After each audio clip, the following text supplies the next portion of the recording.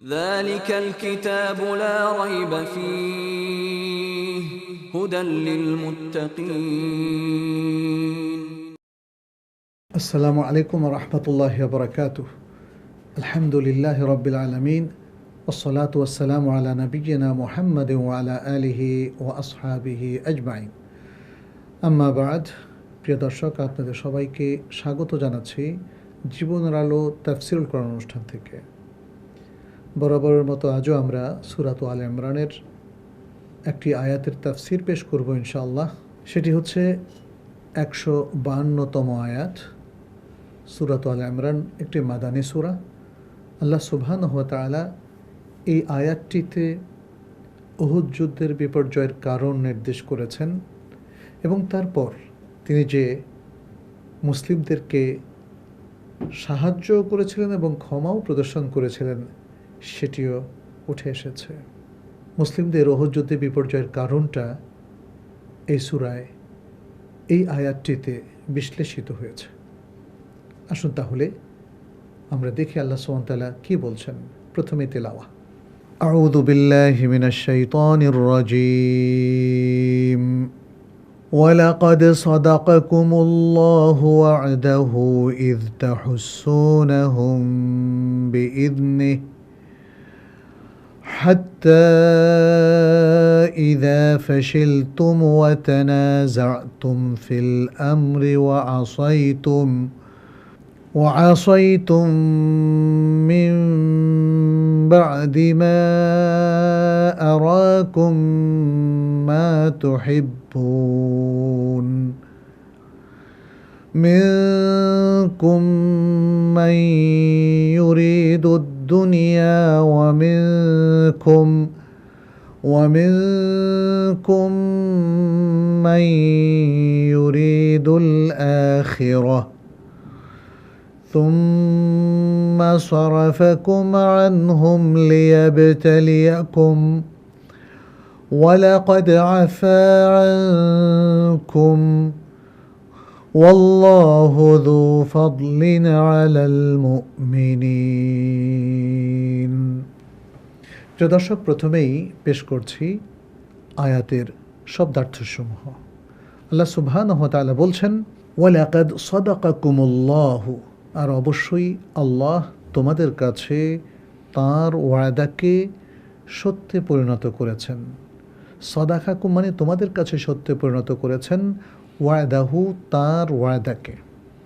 ইদ যখন, তাহসুনাহুম তোমরা তাদেরকে অর্থাৎ কাফিরদেরকে হত্যা করছিলে, বিনাশ করছিলে, বিইذনিহি আল্লাহর অনুমতিক্রমে।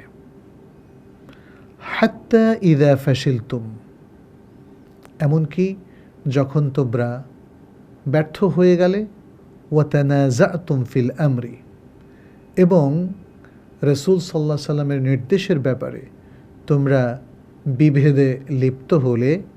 তানাযাতুম মানে বিভেদ করলে, মতানৈক্য করলে, বিভেদে লিপ্ত হলে। ওয়া আসাইতুম এবং তোমরা অবাধ্য হলে, মিন বাদি মা আরাকুম তোমাদেরকে আল্লাহ দেখানোর পরে, মা তুহিব্বুন ওই বস্তু যা তোমরা ভালোবাসতে, অর্থাৎ গনিমতের তোমাদের পছন্দের বস্তু। মিনকুম তোমাদের মধ্য থেকে রয়েছে, মান ইউরিদুদ দুনিয়া যারা দুনিয়া চায়, ওয়া মিনকুম এবং তোমাদের মধ্যে রয়েছে, মান ইউরিদুল আখিরাহ যারা আখিরাত চায়। তুম্মা সরাফাকুম আনহুম অতঃপর তিনি তোমাদেরকে তাদের থেকে ফিরিয়ে দিয়েছেন, লিয়াবতালিয়াকুম যেন তিনি তোমাদেরকে পরীক্ষা করেন। ওয়ালাকাদ আফা এবং অবশ্যই তিনি ক্ষমা করেছেন, আনকুম তোমাদেরকে। ওয়াল্লাহু আর আল্লাহ, যু ফাদলিন অনুগ্রহশীল, আলাল মুমিনিন মুমিনদের ব্যাপারে। প্রিয় দর্শক, এবারে সরল অর্থানুবাদ। আল্লাহ সুবহানাহু ওয়া তাআলা বলছেন, আর অবশ্যই আল্লাহ তোমাদের কাছে তার ওয়াদাকে সত্যে পরিণত করেছেন যখন তোমরা তাঁর অনুমতিক্রমে তাদেরকে তথা কাফের প্রতিপক্ষকে বিনাশ করছিলে, হত্যা করছিলে, এমনিভাবে যখন তোমরা ব্যর্থ হয়ে গেলে এবং রসুল সাল্লাল্লাহু আলাইহি সাল্লামের নির্দেশের ব্যাপারে মতানৈক্য করতে থাকলে, আর তোমরা যা ভালোবাসতে যে গনিমত সেটি আল্লাহ তোমাদেরকে দেখানোর পর তোমরা অবাধ্য হলে, তোমাদের মধ্যে এমন লোক রয়েছে যারা দুনিয়া চায় এবং তোমাদের মধ্যে এমনও রয়েছে যারা আখিরাত চায়। অতঃপর আল্লাহ তোমাদেরকে পরীক্ষা করার জন্যে তাদের থেকে ফিরিয়ে দিলেন এবং অবশ্যই তিনি তোমাদেরকে ক্ষমাও করলেন। আর আল্লাহ মুমিনদের উপর বড়ই অনুগ্রহশীল। প্রিয় দর্শক, আল্লাহ সুবহানাহু ওয়া তাআলা এই আয়াতটিতে উহুদের যুদ্ধে মুমিনদের বিপর্যয়ের কারণ যেমন উল্লেখ করলেন, তেমনি তাদের মধ্যে উপলব্ধি ঘটিয়ে তাদেরকে পুনরায় সাহায্য করে সে বিপর্যয় কাটাতে যেমন তিনি সহায়তা করলেন, আবার ভুল বিভ্রান্তি যা মুসলিমদের মধ্যে হয়েছিল সেটি তিনি যে ক্ষমা করলেন সেই ঘোষণাটা কিন্তু এই আয়াতগুলোতে তিনি দিলেন। এটাই হচ্ছে আয়াতের মূল টপিক এবং মূল বক্তব্য। আগের আয়াতে আল্লাহ সুবহানাহু ওয়া তাআলা কাফিরদের অন্তরে যে আতঙ্ক সৃষ্টির কথা বলেছেন, সেই আতঙ্কের কারণেই কাফিররা কিন্তু উহুদের যুদ্ধে প্রথম ধাক্কায় মুসলিমদের সাথে পরাজিত হলো। তারা তল্পিতল্পা গুটিয়ে তারা পালাতে শুরু করল। এমত অবস্থায় মুসলিমদের মধ্যে নবী সাল্লাল্লাহু আলাইহি সাল্লামের নির্দেশের কিছু লঙ্ঘন হলো, আর তার ফলশ্রুতিতে মুসলিমরা বিপর্যয়ের মধ্যে পড়ে গেল। ফলে আমরা দেখতে পাচ্ছি আয়াতগুলোর পারস্পরিক আলোচনার ধারাবাহিকতা এখানে চমৎকারভাবে রক্ষিত হয়েছে এবং আল্লাহ সুবহানাহু ওয়া তাআলা এই আয়াতগুলোতে মুসলিমদের বিপর্যয়ের কারণ যেমন তুলে ধরলেন, তেমনি মুমিনদের জন্য যেহেতু তিনি বড়ই অনুগ্রহশীল, ফলে মুমিনদের পক্ষে তিনি তার ক্ষমা, তার সাহায্যের ঘোষণাও কিন্তু তিনি দিয়ে দিলেন। প্রিয় দর্শক, উহুদ যুদ্ধকে কেন্দ্র করে যে ইতিহাসটা সহিহ বুখারীতে বর্ণিত হয়েছে আল বারা ইবনে আযিব রাদিয়াল্লাহু তাআলা আনহুর হাদিসে, সেটি আপনার সামনে তুলে ধরতে চাই। কারণ সেই ঘটনাটা আমরা যদি একটু শুনি, একটু বোঝার চেষ্টা করি, তাহলে এই আয়াতটাকে আমরা আরও ভালোভাবে হৃদয়ঙ্গম করতে পারব। বারা ইবনে আযিব রাদিয়াল্লাহু তাআলা আনহু তিনি বলেন, উহুদ যুদ্ধে নবী সাল্লাল্লাহু আলাইহি ওয়াসাল্লাম আব্দুল্লাহ ইবনে জুবাইর রাদিয়াল্লাহু তাআলা আনহুর নেতৃত্বে জাবালুর রুমাতে 50 জন সাহাবীকে সেখানে দায়িত্ব দিলেন এবং বললেন যে কোনো অবস্থাতেই যেন এখান থেকে তারা বিন্দুমাত্র সরে না যান। যদি মুসলিমদের কোনো বিপর্যয় হয় তাহলেও তারা সেখান থেকে সরে আসবেন না। যদি মুসলিমদের কোনো বিজয় হয় এবং তারা গনিমতও কুড়াতে শুরু করে, তাহলেও নবী সাল্লাল্লাহু আলাইহি সাল্লামের নির্দেশনা ছাড়া তারা যেন সেখান থেকে এক চুল না নড়েন এবং তারা যেন যুদ্ধক্ষেত্রে তাদের স্থান ত্যাগ করে কখনো প্রবেশ না করে। তাহলে নবী সাল্লাল্লাহু আলাইহি সাল্লামের পক্ষ থেকে এটা ছিল খুবই কড়া নির্দেশ। উহুদ যুদ্ধের একদম প্রারম্ভে আমরা দেখি যে মুসলিমদের প্রাথমিক বিজয় অর্জিত হয়েছিল। মুসলিমদের সাথে মল্লযুদ্ধে তারা পরাজিত হলো, এমনকি যুদ্ধের যখন ভয়াবহ দামামা বেজে উঠল তখন কাফেরদের মধ্যে ভয়ঙ্কর ভীতির সঞ্চার হলো, তারা পালাতে শুরু করলো। তাদের নারীরা বস্ত্র ত্যাগ করে, বস্ত্র উঠিয়ে তাদের হাত পা এবং পায়ের গোড়ালি পর্যন্ত দেখা যেতে শুরু করলো, তারাও পালাতে শুরু করলো। এমত অবস্থায় সাহাবায়ে কেরাম তাদের প্রাথমিক বিজয় অর্জন হলে তারা গনিমতের সম্পদ কুড়াতে শুরু করলেন যারা যুদ্ধক্ষেত্রে ছিলেন। জাবালুর রুমাত থেকে একদল সাহাবা সেটা লক্ষ্য করলেন এবং তারা ভাবলেন যুদ্ধের শুরুতেই মুসলিমদের বুঝি চূড়ান্ত বিজয় অর্জিত হয়ে গেছে। তারা সেখান থেকে সরে আসতে চাইলেন। তখন আব্দুল্লাহ ইবনে জুবাইর রাদিয়াল্লাহু তাআলা আনহু তাদেরকে নবী সাল্লাল্লাহু আলাইহি ওয়াসাল্লামের নির্দেশের কথা স্মরণ করিয়ে দিলেন, কিন্তু তারা শুনলেন না। তারা জোর করে সেখান থেকে নেমে আসলেন একটা বড় সংখ্যা। আব্দুল্লাহ ইবনে জুবাইর রাদিয়াল্লাহু তাআলার নেতৃত্বে আরেক দল সেখানে থেকে গেলেন। তারা গনিমতের জায়গা আসার সাথে সাথেই তারা কিন্তু সেখানে প্রবৃত্ত হওয়ার আগেই কাফিরদের পক্ষ থেকে আক্রমণ শুরু হয়ে গেল। কারণ কাফিররা যখন দেখলো যে জাবালুর রুমাতের সেই জায়গাটা অরক্ষিত হয়ে গেল, তখন তারা সেদিক থেকে প্রবেশ করে মুসলিমদের উপর আক্রমণ করা শুরু করলো। অন্যদিকে তাদের অন্য যোদ্ধারাও এগিয়ে এসে মুসলমানদের উপর আক্রমণ করলো। সুতরাং যারা গনিমতের সম্পত্তি যারা কুরাইশ ছিল তারাও আক্রমণের মুখোমুখি হলো, এবং জাবালুর রুমাতের অল্প সংখ্যক তীরন্দাজ তারাও পরাভূত হলেন, এবং সকলে মিলে তারা পিছু হটতে বাধ্য হলেন। এভাবে একটা চূড়ান্ত বিজয় একটা মারাত্মক বিপর্যয়ে রূপান্তরিত হলো। কারণ কে ছিল?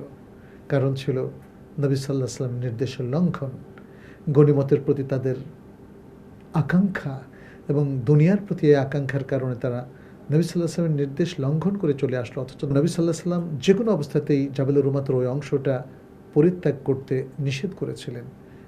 না শোনার কারণে মুসলিমরা এই যে বড় বিপদে পড়ল, বিপর্যয়ের মুখোমুখি হলো, তখন দেখা গেল যে এক পর্যায়ে আবু সুফিয়ান এসে জিজ্ঞেস করলো, মুহাম্মদ কি জীবিত আছে? নবী সাল্লাল্লাহু আলাইহি ওয়াসাল্লাম সাহাবাদেরকে বললেন, তোমরা চুপ থাকো। তখন সে আবার প্রশ্ন করলো, ইবনু আবি কুহাফা অর্থাৎ আবু কুহাফার সন্তান আবু বকর সিদ্দিক কি জীবিত আছে? নবী সাল্লাল্লাহু আলাইহি ওয়াসাল্লাম তখনও বললেন, তুমি চুপ থাকো। এরপর জিজ্ঞেস করলো, ওমর আব্দুল খাত্তাব সেও কি জীবিত আছে? তখন নবী সাল্লাল্লাহু আলাইহি ওয়াসাল্লাম চুপ থাকতে বললেও ওমর আব্দুল খাত্তাব তিনি আর চুপ থাকতে পারলেন না। তিনি বললেন, তুমি জেনে রাখো সকলেই জীবিত আছেন।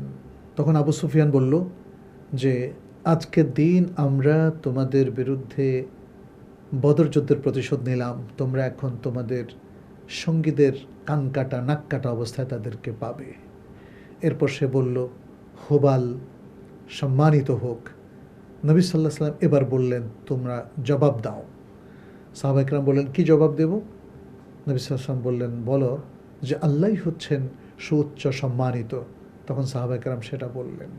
এরপর আবু সুফিয়ান বলল, লানাল উজ্জা ওয়ালাইসা লাকুম উজ্জা, আমাদের উজ্জা দেবতা আছে, তোমাদের উজ্জা দেবতা নাই। নবী সাল্লাল্লাহু আলাইহি ওয়াসাল্লাম তখন সাহাবা ইকরামকে বললেন, এর জবাব দাও। সাহাবা ইকরাম বললেন, কি জবাব দেব?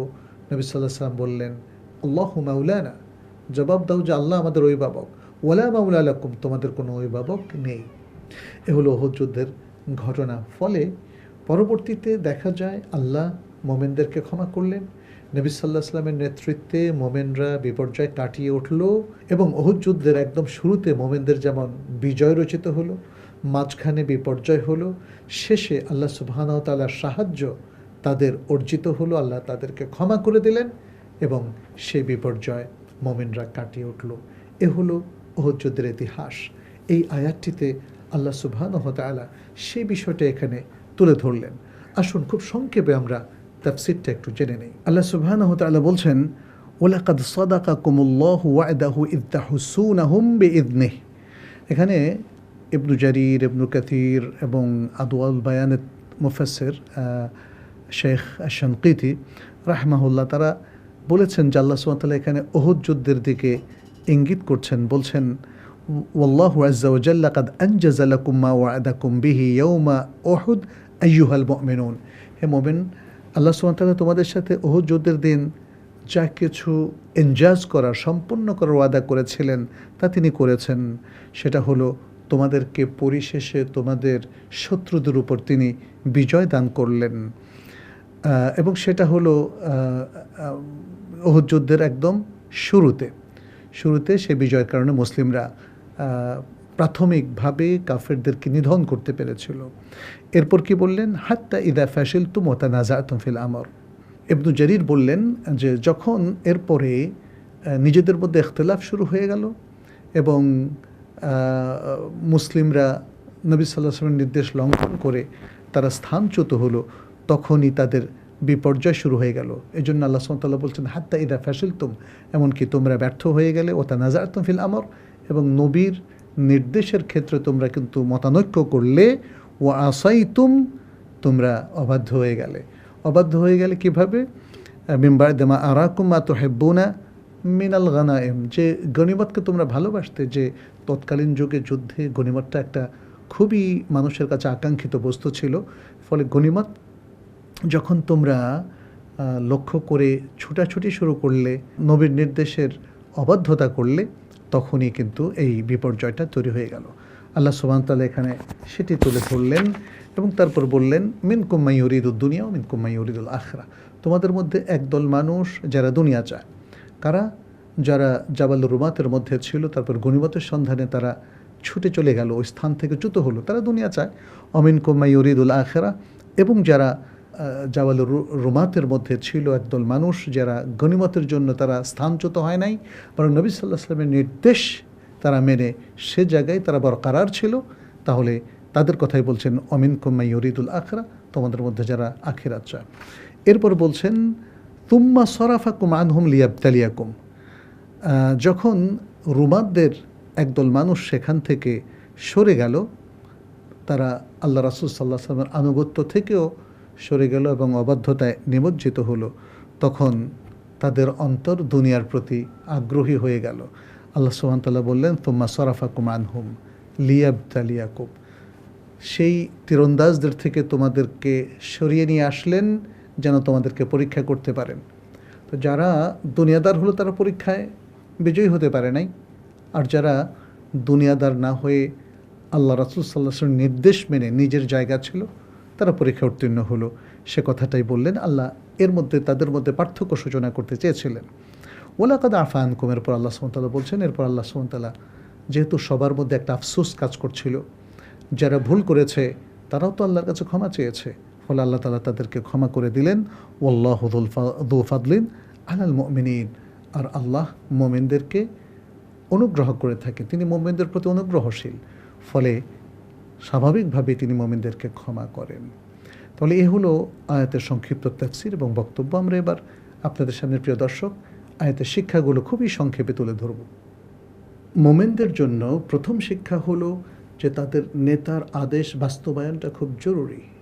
নেতার আদেশ বাস্তবায়ন না করলে কিংবা নির্দেশ অমান্য করলে তাদের সমূহ বিপর্যয় হয়ে থাকে, যেমনটি হয়েছিল উহুদ যুদ্ধে। আরেকটি শিক্ষা আমরা এখানে পাই, সেটি হচ্ছে আল্লাহ সুবহানাহু ওয়া তাআলা বিপর্যয় দেওয়ার মধ্য দিয়ে কিংবা তাদের নানা রকম শোক কিংবা চ্যালেঞ্জের মুখোমুখি করে তাদেরকে পরীক্ষা করে থাকেন। পাশাপাশি যেমন আমরা আরেক দল মানুষ দেখি যারা আখিরাতমুখী থাকতে পারে এবং তারা দুনিয়ার লালসায় পতিত হয় না। প্রিয় দর্শক, আমরাও আমাদের জীবনের নানামুখী কার্যক্রমের মধ্যে আল্লাহ এবং রাসূলের অনেক নাফরমানি করে ফেলি, ভুল পথে অগ্রসর হই, পাপে লিপ্ত হই। আসুন আমরা আল্লাহর কাছে তওবা করি, ইস্তেগফার করি, অনুতপ্ত হই, আল্লাহর কাছে ক্ষমা চাই। আশা করা যায় অতীতে যেমন আল্লাহ সুবহানাহু ওয়া তাআলা মানুষকে ক্ষমা করেছেন, মুমিনদের ক্ষমা করেছেন, আমাদেরকেও ক্ষমা করবেন। আল্লাহর কাছ থেকে ক্ষমা প্রাপ্তির মধ্য দিয়ে আমরা নতুনভাবে জীবনকে গঠন করব।